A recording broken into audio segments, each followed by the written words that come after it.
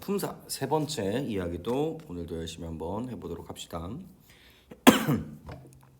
저번 시간에 우리 품사 이야기를 했었죠. 그래서 품사의 정의, 우리 종류에 따라서 형태, 기능, 의미의 성질에 따라서 이 9가지로 나눠준다. 이 정의를부터 시작을 해서 이 세 가지를 어떻게 구별하는가에 대한 이야기도 되게 이야기를 많이 했습니다. 그래서 가변어, 불변어, 용언, 체언, 그리고 동사, 명사, 관형사 이런 식으로 나눠지는 그 느낌, 이 틀 자체를 이해하시는 게 이제 첫 번째 이야기였고요. 그다음 두 번째 시간에서는 이제 체언과 조사에 대해서 이야기를 했었죠. 그래서 체언에 대한 이제 명사, 대명사, 수사에 대한 이야기들도 했었고요. 미지칭과 부정칭, 재규칭에 대한 이야기들도 했었네요. 그래서 오늘 이제 남은 부분들은 이제 동사와 형용사, 그죠? 그리고 관형사와 부사, 그리고 감탄사까지 이야기를 하면 어느 정도 이제 마무리가 된다고 생각을 하시면 되겠습니다.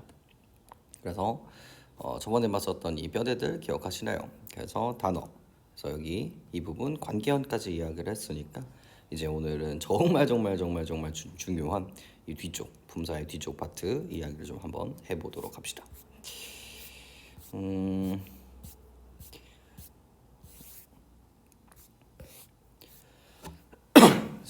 순특강의 뼈대는 어떤 식으로 등장하는지 좀 보죠.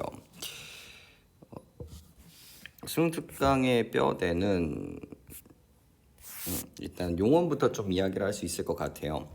그래서 용언의 정의부터 좀 읽어보고 갈까요?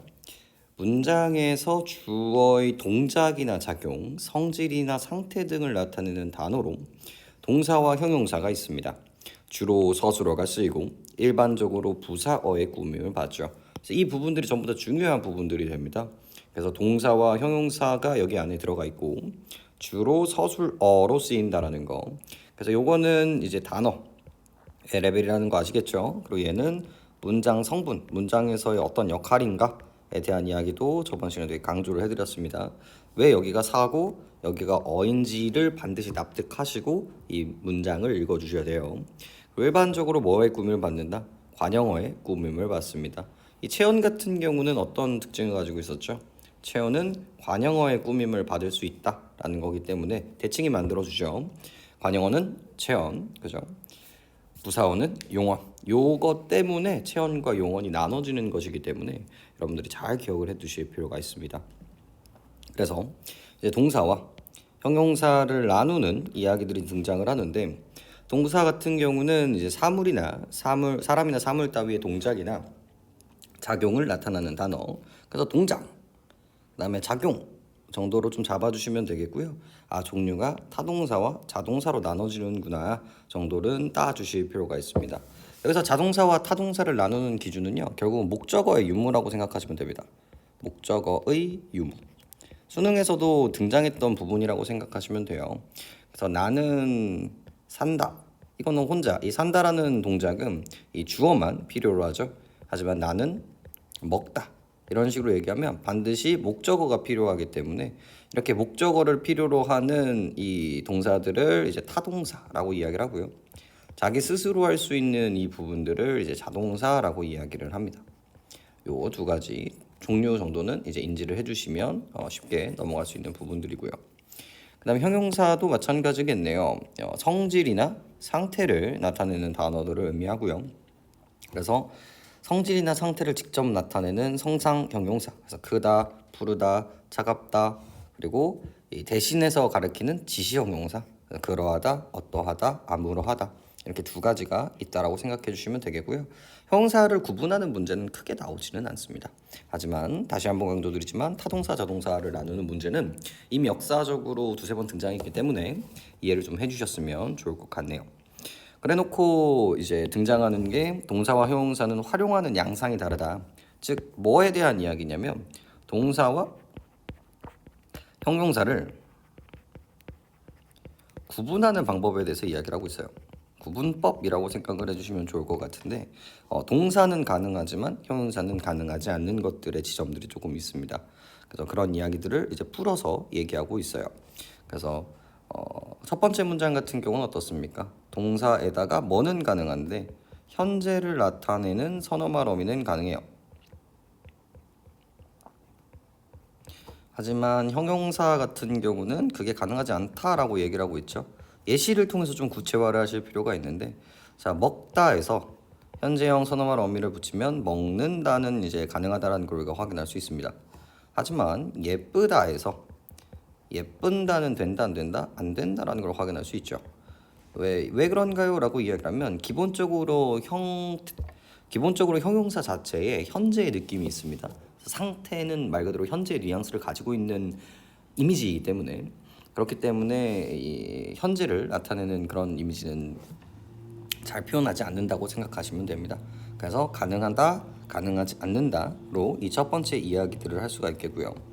자, 두 번째 똑같은 얘기입니다. 이 현재 시제를 나타내는 여러 가지 방법들이 있는데 그 중에 또 하나인 관형사용 전성어미인 거죠. 그래서 먹다가 아니라 이제 먹는 이런 식으로 바뀌었을 때 이 는이라는 걸 우리가 확인할 수 있죠. 하지만 예쁘다 같은 경우는 예쁘는 이런 식으로 등장하지는 않는다라는 거죠. 그래서 얘는 니은으로 활용된다라는 걸 확인할 수 있습니다. 그래서 이 는 단독으로는 동사에만 붙는구나 라는 것들을 생각해 주시면 되겠죠. 그 다음에 3번 뭐 등장합니까? 명령형이나 청유형으로 쓰이지는 않습니다. 그래서 너 먹어라 는 괜찮지만 너 예뻐라 는 가능한 부분이 아니기 때문에 명령형과 청유형 역시도 마찬가지 결이라고 생각하시면 되겠고요. 그 다음 네 번째, 그 다음 목적 의도를 나타내는 뭐뭐 하려고, 즉 의도가 담겨 있는지 안 담겨 있는지가 되게 중요하죠. 그래서 먹으려고 그걸 했다, 먹고자 했다. 자, 예쁘려고 이거는 이제 괜찮기는 한데 이제 일반적으로 이거를 어색하다라고 보는 거예요. 그래서 이 형용사를 보시면 조금 더 괜찮아지는데, 내가 그것을 좁으려고 하면 되게 이상한 이미지가 만들어진다라는 거죠.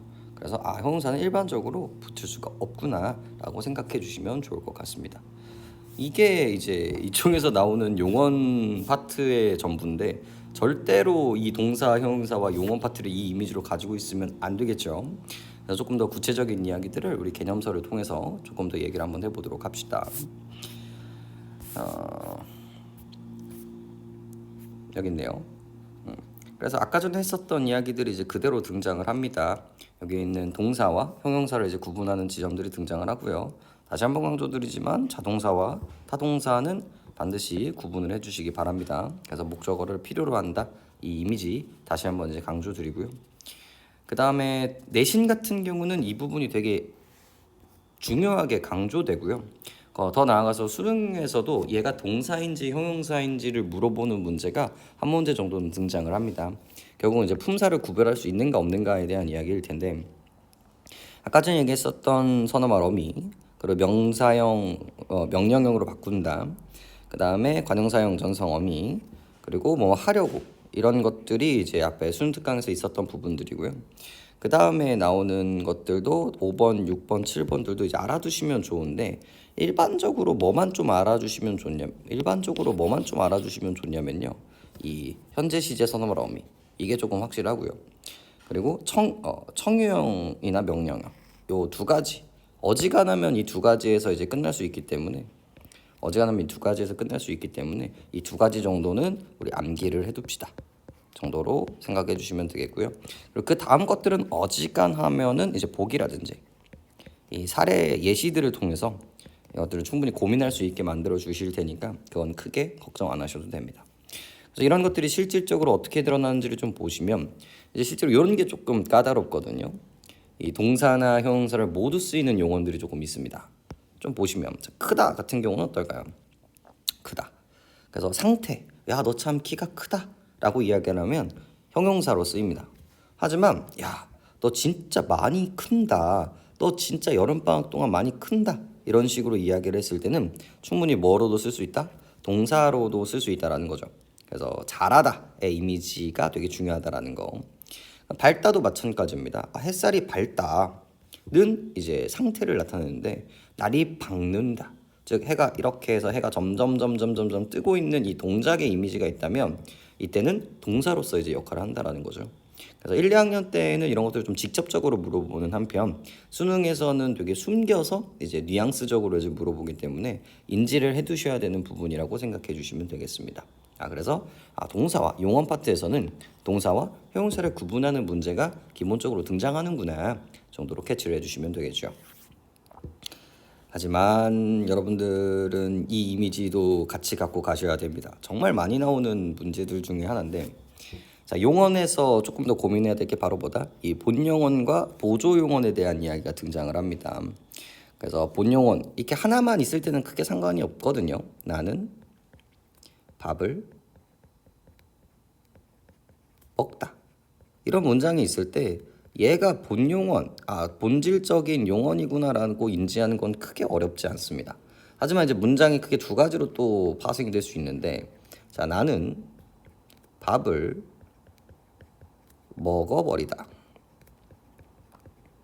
이런 식으로 바뀌었을 때, 혹은 나는 밥을 먹고 가다.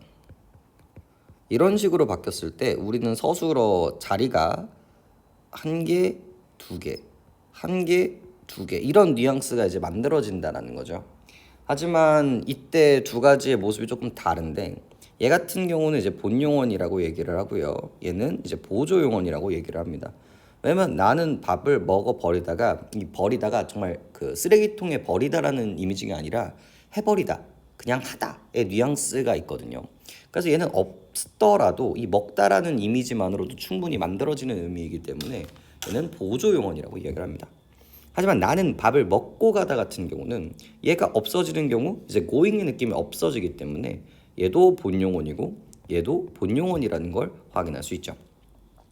그래서 이 두 가지를 구분하는 그런 지점들이 등장합니다.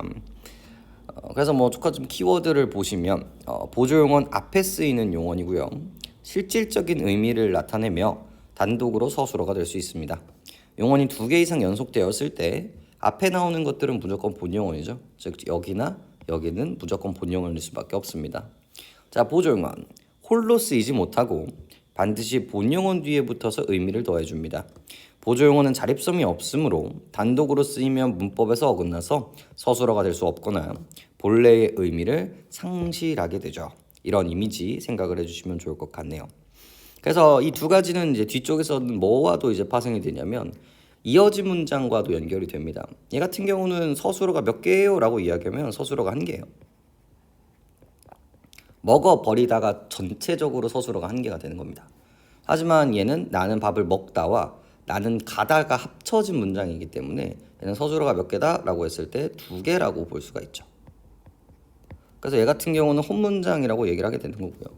얘는 겹문장이라고 하게 되는 부분이기 때문에 이런 본용언, 보조용언의 이야기들도 좀 의미가 있겠죠.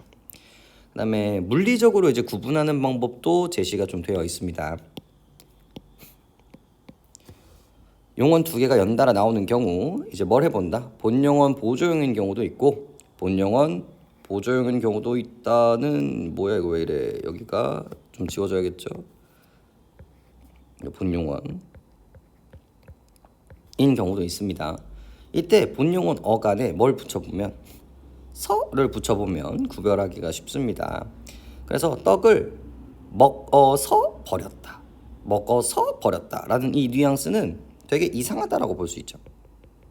이 심지어 먹음으로써 버린다라는 뉘앙스는 잘 납득이 안 된다는 거예요. 근데 먹고서 버렸다, 이거 같은 경우는 좀 괜찮은 이미지가 만들어지기 때문에 물리적으로 뭘 붙여보자. 물리적으로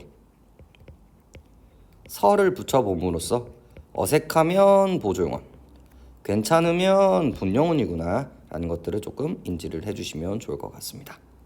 됐을까요? 이런 거 좀 생각해주면 좋을 것 같고요.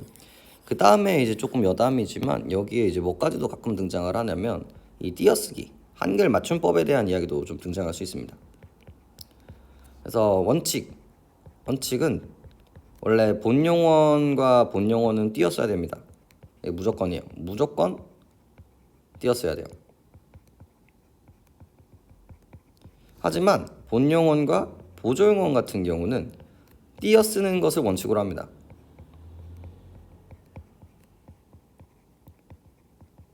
하지만 요 같은 경우에는 본 보조를 뭐 하기도 합니까? 이거를 붙여 쓰는 것도 허용해 준다라는 띄어쓰기의 이야기가 있습니다. 그래서 이 본용어과 보조용어를 구분하는 데 있어서 이 띄어쓰기를 가지고 이제 확장하는 얘기들도 있으니까 좀 인지만 해두시고 계시면 좋을 것 같네요. 그 다음에 얘가 진짜죠. 이 어간과 어미에 대한 이야기들도 이제 여러분들 같이 하실 필요가 있는데, 앞에서도 했었던 부분이기는 하지만 다시 한번 조금 이미지를 좀 잡아드리고 싶은 부분이기도 해요. 너무 이쪽이 안 돼서 항상 이제 틀려오는 부분들이고, 다시 한번 강조드리지만 우리나라 문법 형태소에는 뭐가 있다? 접사, 조사, 어미가 있다. 요 세 가지를 정확하게 이해하시는 게 우리나라 문법을 이제 생각하는 거라고 생각을 해주시면 되겠습니다. 자, 기본적으로 이제 뼈대를 좀 보여드리면, 이걸 얘기하셔야 돼요. 지금 우리는 뭘 하고 있고, 용언 이야기를 하고 있고, 이 용언 안에는 동사와 형용사가 있습니다.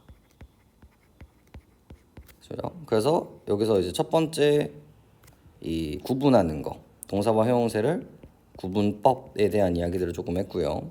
그리고 두 번째가 본용언, 보조용언 관계에 대해서 좀 이야기를 했고요. 그리고 이제 세 번째에 이제 무슨 얘기를 하고 싶은 거냐면 용언의 활용에 대해서 좀 이야기를 해보고 싶은 거예요. 그리고 이 용언의 활용을 하는 데 있어서 무슨 얘기가 나올 수밖에 없다. 어간과 어근에 대한 어간과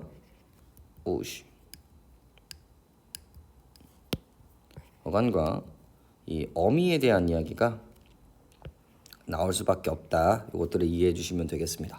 자, 앞에서부터 계속 강조드렸었던 부분이었죠. 우리 먹다 요 뉘앙스가 활용하는 모습들을 보이는데, 먹다, 먹고, 먹으니, 먹는, 이런 식으로 변하는 양상들, 즉 변하지 않는 이 부분을 어간이라고 이야기를 하고요. 변하는 부분들을 이제 어미라고 이야기를 합니다. 그래서 이 어미에 대해서 좀 더 이야기를 해야 되는데, 이 어미의 종류는 크게 두 가지로 나눌 수가 있어요. 하나가 우리가 일반적으로 이렇게 마지막에 붙는 얘네들을 어말어미라고 이야기를 하고요. 근데 이 어말어미 앞에 쓰는 어미들도 또 있는데, 그래서 먼저 선자를 써서 선어말 어미라고 이야기를 합니다. 이 두 가지를 나누는 건 사실 그렇게 어렵지 않아요. 이 선어말 어미의 역할을 정확하게 기억하시면 되는데, 우리나라에서 선어말 어미는 딱 두 가지만 해당한다고 생각하시면 됩니다. 하나가 높임할 때, 그리고 또 하나가 이제 시제 표현할 때 등장하는 아이들이 선어말 어미라고 생각해 주시면 좋아요. 그래서 먹다가 아니라 먹었다에서의 이 주다가 아니라 주시다에서의 이 시가 우리나라 문법에서의 선어말 어미라고 생각해 주시면 되겠습니다. 그러니까 요거를 이제 정확하게 아시면, 자, 먹이다에 여기 있는 그죠? 이 이가 절대로 선어말 어미가 아니라는 걸 알 수 있어요. 얘는 높임도 아니고 시제도 쓰지 않는 거이기 때문에 적어도 뭐는 아니다, 어미는 아니다라는 걸 확인할 수 있죠. 그렇다면 조사인가? 체언 플러스 조사였죠? 아니었죠. 그럼 하나 남은 게 바로 뭡니까? 접사. 어간의 모습을 바뀌고 문법적 뜻을 부여하고 품사를 바꿔주는 이 접사의 역할을 하는 이 이다. 이렇게 우리가 확인할 수 있는 지점이 만들어지게 되겠죠. 우리 단어 하면서 많이 했었던 이야기죠. 자, 반드시 어떤 이미지는 좀 가지고 있자. 이 선어말 어미는 높임과 이 시제 표현하는 데서 끝이 나는구나. 그거를 쓰지 않으면 선어말 어미가 될 수 없구나. 요 생각을 좀 갖고 계시면 좋을 것 같고요. 자, 그 다음에 이제 봐야 될 게 이제 어말어미 파트죠. 어말어미도 이제 크게 세 가지로 나눌 수가 있는데, 이게 이미지가 이렇게 잡혀야 돼요.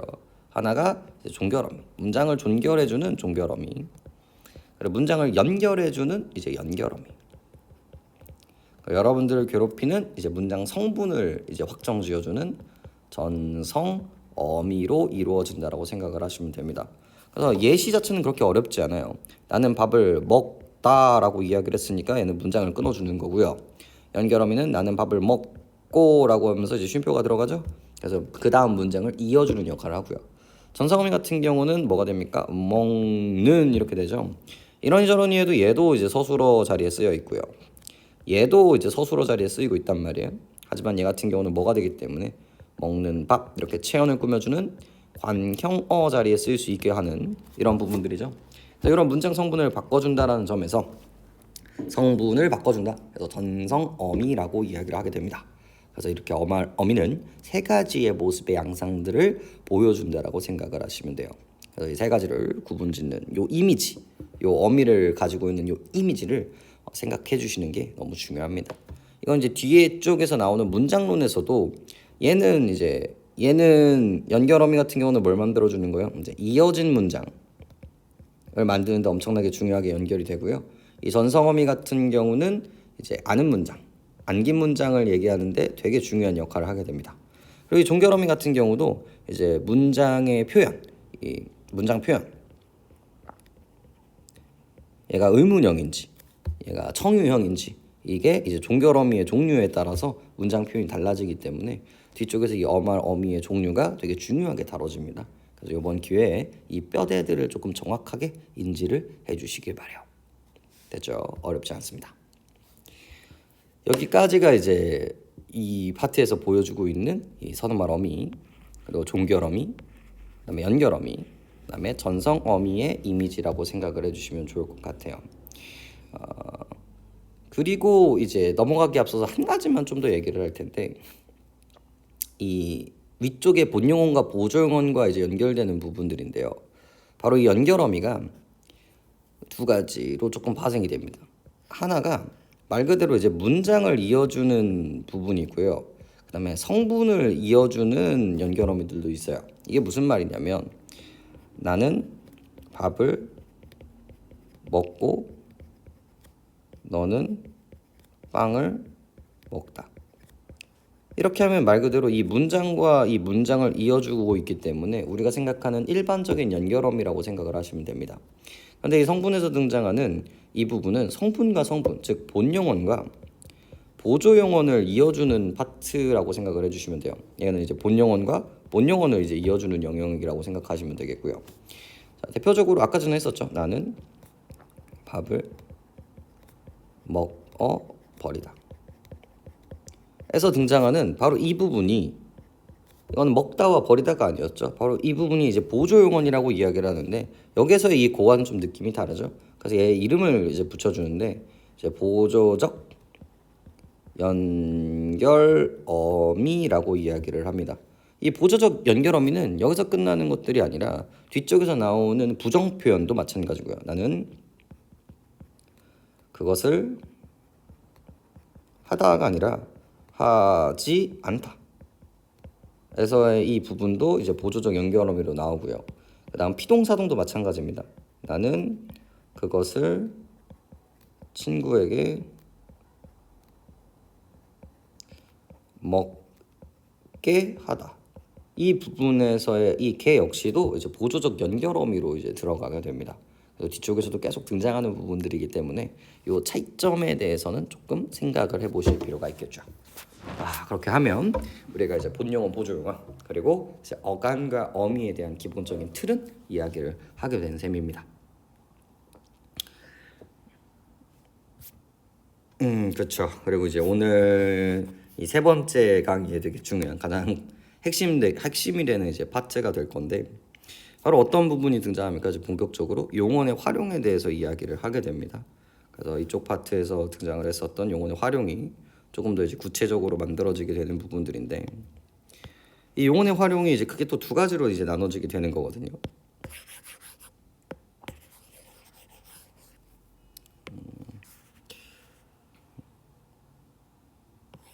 지워봅시다.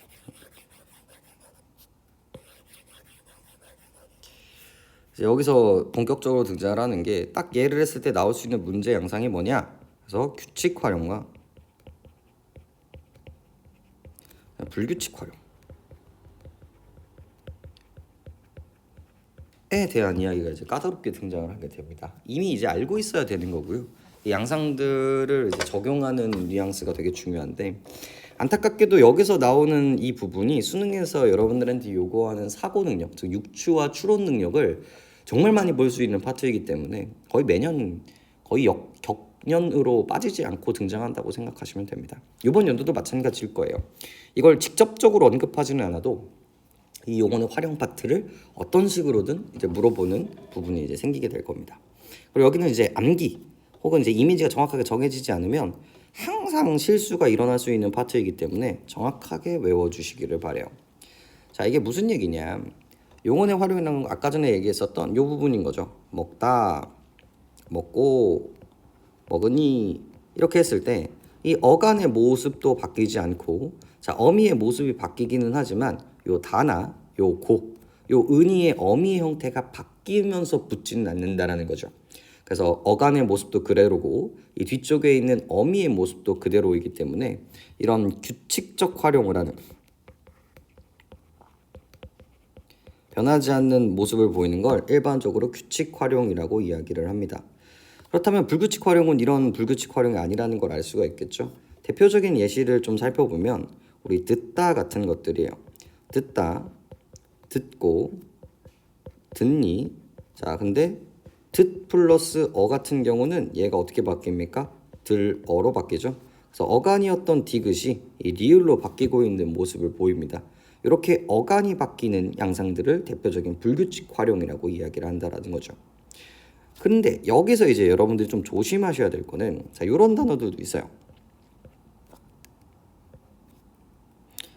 살다, 살고, 근데 사니로 바뀌는 경우들이 있죠. 그럼 여기는 리을이 없어졌기 때문에 불규칙 아닌가요? 라고 생각하기 참 쉽고요. 그 다음 쓰다, 쓰고, 쓰어인데 얘가 써로 바뀝니다. 어간이 바뀌었으니까 얘도 불규칙 아닌가요? 라고 생각하기 너무 쉽다라는 거죠. 하지만 이 양상들을 확인했을 때는 어떤 모습을 보인다? 이 2번에 리을 탈락, 그리고 3번에 의 탈락도 이 규칙 활용에 들어간다라는 이미지를 정확하게 잡아주시는 게 중요합니다. 그 이유는 뭐냐면 이 앞에서 나왔었던 이 디귿 불규칙, 리을 불규칙 이런 양상들은 될 때도 있고 안 될 때도 있다라는 거예요. 하지만 이 살다의 리을 탈락이나 이 쓰다의 의 탈락 같은 경우는 모든 환경에서 그렇게 일어납니다. 그래서 얘가 불규칙처럼 보이지만 모든 환경에서 그렇게 양상이 만들어지기 때문에 얘는 규칙으로 들어가고요. 실제로 그럴 때도 있고 안 그럴 때도 있는 아이들만 불규칙 활용으로 들어간다는 걸 이제 납득하시면서 시작하시는 게 중요합니다. 자, 이렇게 하고 보니까 이 리을 탈락과 의 탈락이 어떤 식으로 출제가 되는지 생각해 주실 수 있겠죠. 항상 이제 불규칙으로 나온단 말이에요. 하지만 그때 절대로 걸리시면 안 됩니다. 자, 그 다음에 불규칙 활용도 만만하지는 않습니다. 총 3가지의 모습으로서 이제 등장을 하게 되는데, 하나가 이제 어간 불규칙, 어간만 밝히는 어간 불규칙이 만들어지고요. 뒤쪽이 바뀌어지는 이제 어미 불규칙,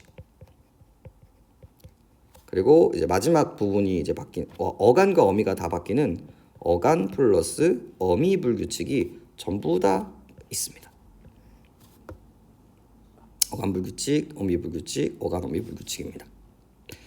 그래서 여기서도 조금 양상들이 달라질 수는 있지만 이제 개수를 기반으로 조금 외워주셨으면 좋겠거든요. 지금 어간이 발견치는 불규칙 총 몇 가지가 있죠? 5가지가 있어요. 5가지. 그죠? 그다음 어미가 발견치는 규칙 활용 이제 3가지가 있고요. 그리고 어간과 어미가 바뀌는 규칙이 이제 1개가 잡혀 있습니다. 그래서 5, 3, 4의 느낌 정도는 문법 교재마다 조금씩은 다를 수 있는데 얘네들은 그래도 기본적으로 조금 이미지를 갖고 계시기를 바랍니다. 그죠? 그래서 가장 첫 번째 우리 어간 불규칙부터 조금 이야기를 한번 해보도록 하죠. 자, 가장 먼저 디귿 불규칙이 있어요. 디귿 불규칙. 그래서 묻다였는데 이 디귿이 여기 있는 이 디귿이 리을로 바뀌는 양상들을 확인할 수 있죠. 근데 이제 묻어 같은 경우는 이렇게 묻어로 되는 경우들이 있다라는 거죠. 자, 요것도 이제 조금 더 설명을 드리면, 자, 이 묻다와 이 묻다는 다르다라는 걸 이해하시는 게 되게 중요하겠죠. 이것도 내신에서는 정말 많이 나오는 부분인데, 이 묻다, 이 땅을 이 에스크의 느낌이 있을 때가 있고요. 그 다음에 이제 묻다, 이 땅을 파서 약간 디귿, 땅을 파다 가지고 이제 이게 흙을 덮는 느낌이 조금 있단 말이에요. 바다 쪽에 가깝겠지만 얘 같은 경우는 나는 선생님한테 그것을 물어보았어. 이렇게 바뀌는 거고요. 얘 같은 경우는 나는 그의 시체를 묻어보았어. 이런 식으로 이제 바뀌게 됐다는 거죠. 그래서 원형은 똑같지만 얘 같은 경우는 이제 불규칙으로 들어가게 되는 거고요. 얘 같은 경우는 뭡니까? 규칙으로 들어가게 되는 거죠. 그래서 어떨 때는 규칙이고 어떨 때는 불규칙이기 때문에 이런 것들을 불규칙 활용이라고 이야기를 한다 라고 생각을 해주시면 되겠습니다. 자, 그 다음 이야기가 나오네요. 그 다음은 비읍 불규칙. 비읍 불규칙이죠. 자, 이것도 예시가 너무 명백하죠. 돕다였어요. 돕다. 그리고 항상 이제 같이 돌려보면 좋은데 먹다. 그래서 이렇게 돼야 되는데 돕아가 돼야 돼요. 근데 우리는 이렇게 쓰냐? 쓰지 않죠. 어떻게? 도와가 되는 양상들을 보입니다. 그래서 조금 더 보실 거면 이 비읍이 이 어간이었던 이 비읍이 도 플러스 이걸로 바뀌어서 아로 합쳐진다라고 보시면 되겠죠. 자, 여기까지가 이제 어간이고 여기가 이제 어미가 됐다라고 생각해 주시면 좋을 것 같습니다. 그래서 이 비읍이 반몸 오우로 바뀌는 양상들을 보고 있기 때문에 얘는 비읍 불규칙이라고 이야기를 한다라고 생각을 해주시면 되겠고요. 자, 그 다음에 양상들도 마찬가지입니다. 시옷도 똑같겠죠. 자, 짓다 그리고 벗다. 그죠? 네, 벗어였지만 여기서는 지어가 되죠. 그래서 시옷이 없어졌기 때문에 이제 시옷 불규칙. 자, 르도 마찬가지죠. 이르다, 그죠? 따르다 이렇게 있었는데 이르다 같은 경우는 이르어가 됐는데 따르다 같은 경우는 따르어가 되죠. 근데 여기서 이제 의가 없어지면서 따라가 됩니다. 근데 얘 같은 경우는 뭐가 됩니까? 의 탈락은 어디로 들어간다? 규칙 활용으로 들어가기 때문에 얘는 이제 규칙으로 들어가게 되고요. 이 이러 같은 경우는 어떻게 봅니까? 일러 이렇게 되는데 자, 여기가 너무 중요한 포인트예요. 항상 이제 실수가 나오는 부분들이라서 조금 더 강조를 드리는데 이 이르러의 양상의 변화를 이르 플러스 어로 부숴주셔야 되고요. 얘가 어떻게 바뀌었냐라고 했을 때 이렇게 바뀌었구나라고 보시면 돼요. 즉 이 르가 리을로 바뀐 것이죠.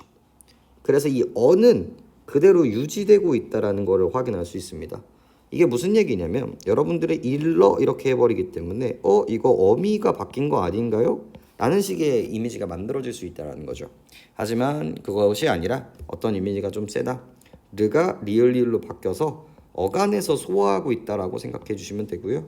여기다 어가 붙어서 러가 만들어진다 정도라고 생각을 해주시면 좋을 것 같습니다. 그래서 이 일러 이렇게 리을로 바뀌는 이 이미지.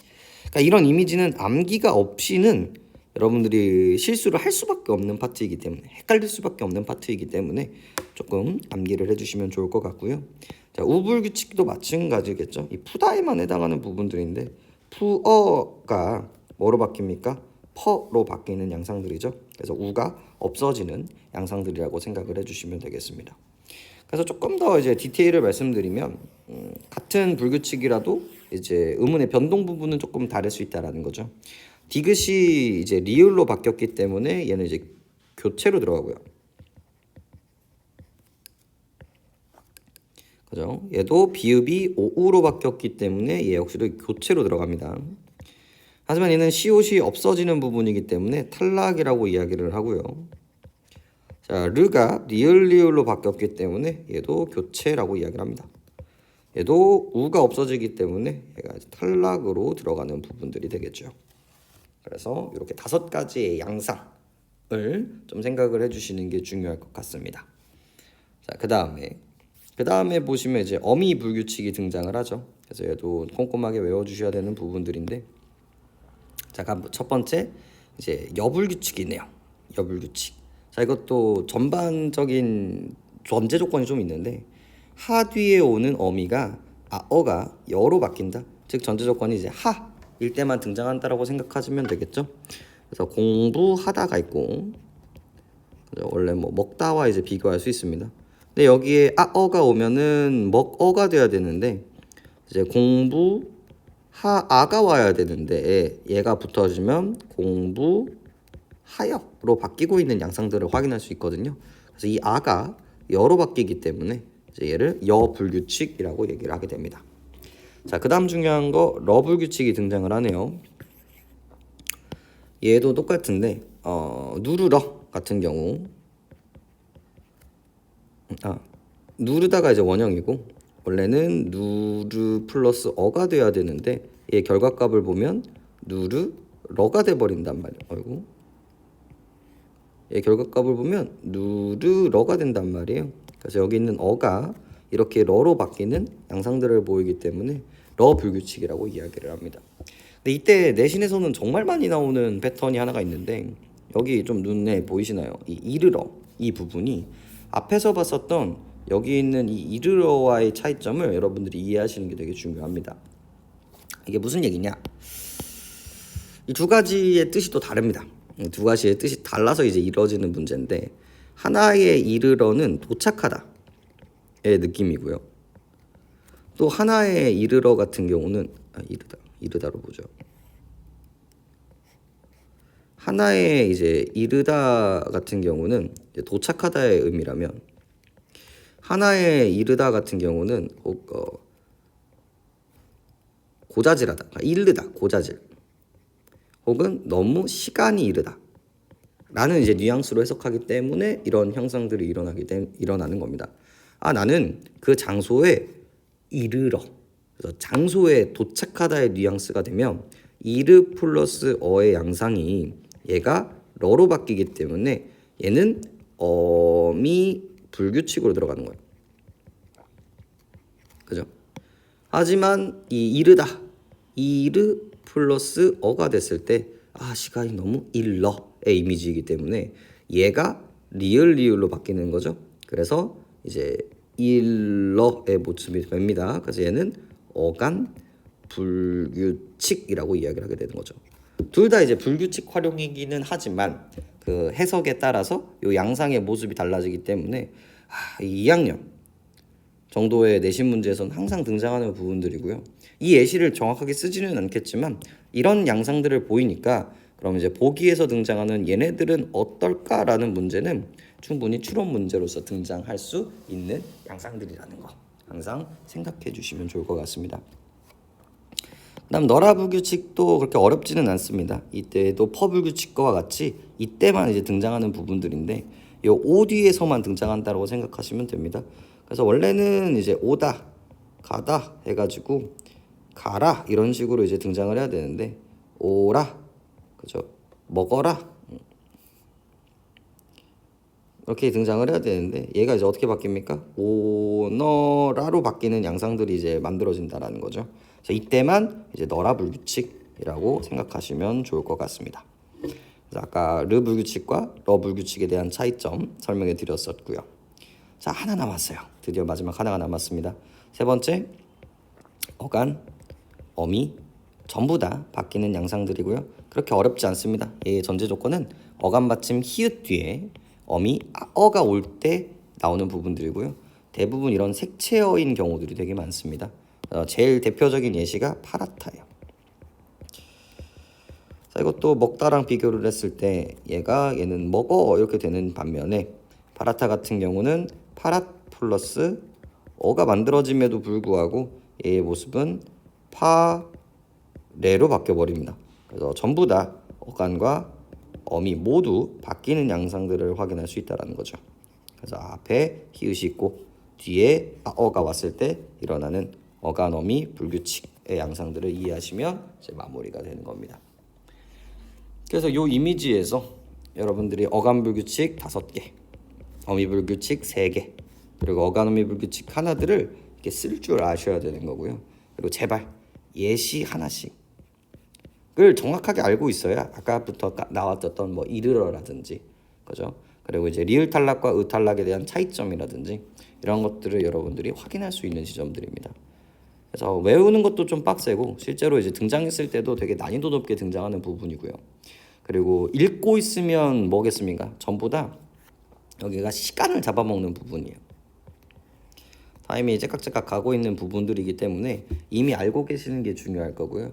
다시 한번 강조드리지만 이 용언의 이 어미 이 부분은 우리나라 문법 3개 중에 하나라는 거였죠. 만약에 문제가 나왔을 때 이쪽 부분 아니면 이 어미의 종류 부분이 이제 등장을 하게 됩니다. 그래서 잘 오늘 시간에 했었던 이야기들도 제발 잘 정리를 해서 이제 문제에 한번 적용을 해보시기를 바랍니다. 이렇게 하면 이제 용언 파트들이 조금 마무리가 되겠네요. 네, 들어주셔서 고생하셨고 이제 그 다음 수식어에 대해서도 이제 이어서 한번 해보도록 합시다.